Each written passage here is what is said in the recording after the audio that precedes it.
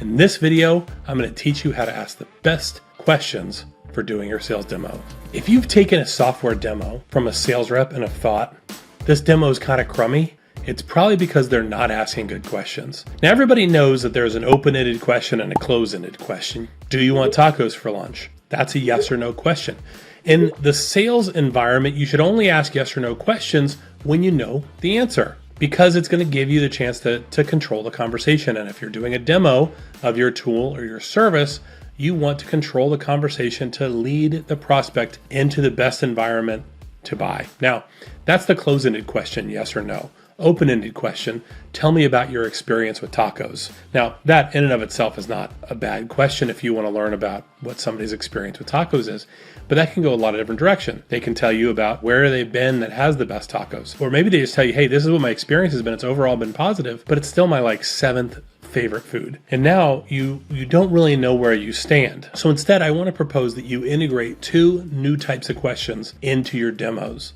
A scale question, scale of 1 to 10, and a force rank question, choosing either or. Let me show you about force rank in this capacity. You're selling tacos, but you want to know where someone stands in general. Like, tell me, what would you rank Mexican food versus Italian food? And let's say they say, okay, well, Mexican's number 1 and Italian's number 2. Well, now you know where you stand. When you get into more specifics, though, instead of overwhelming of all the foods out there, what are your favorites? Instead, we're going to ask the question a little differently. We're going to say, now you said that Mexican food was number 1 and Italian food was number 2. What if we integrated Japanese food? Where would that fall in there? And they may have an interesting follow-up. They may say, well, when you mean Japanese food, I think of sushi separately from the rest of Japanese food. All right, tell me more about that. Okay, so I probably go Mexican number 1, sushi number 2, Italian number 3, and other Japanese dishes number 4. So now they've laid out the rank of how they value.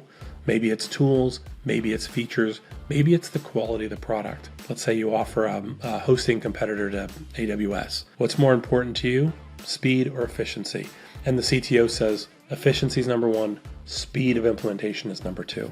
When we ask a rank question like that, it gives us permission to follow up and ask the second question, which is, and how does that compare to what your team thinks? So let's say I'm selling something that is bought by the CTO, but used by the CTO's team.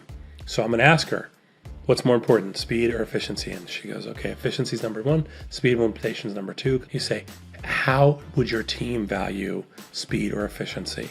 Well, they would prioritize speed of implementation, and then they would do efficiency.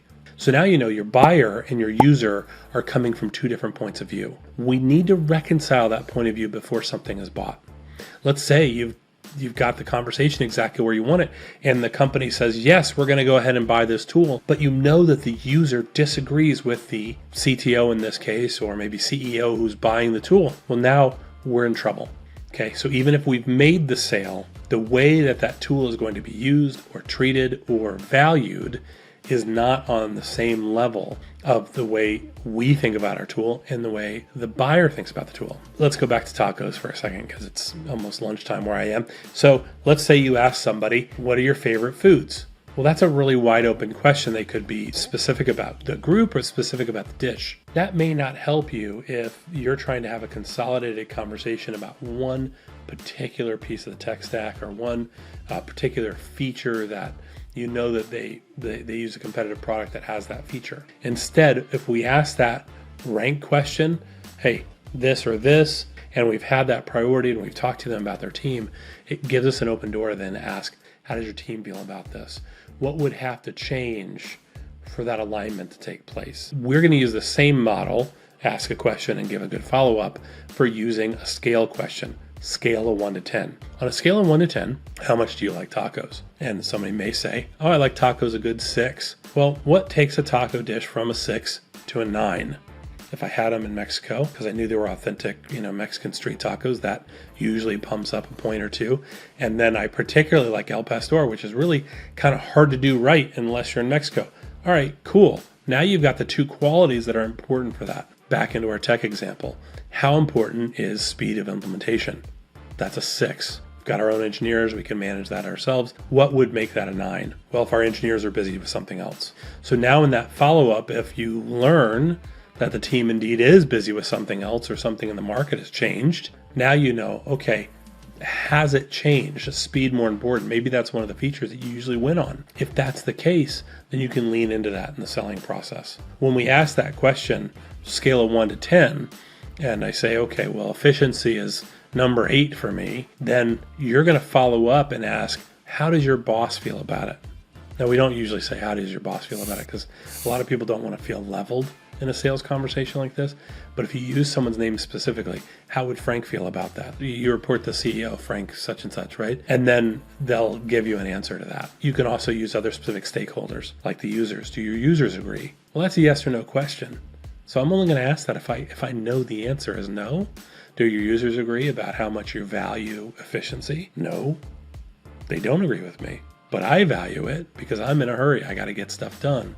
These are really subtle ways to ask to get pieces of information that are really important in the sales process. And with a scale question, scale of 1 to 10, we can not only find out how important this is to our buyer, but it's also going to be important for us to be able to tell if the organization is aligned. If the CTO gives a different answer than her CEO, great. We know that. We know we've got to get around that before we then go back and ask for a 6-figure deal. Okay, so you mentioned it was an 8 for you, but a 6 for the CEO. Would you be willing to sponsor a meeting where I gave this demo to show how important efficiency is?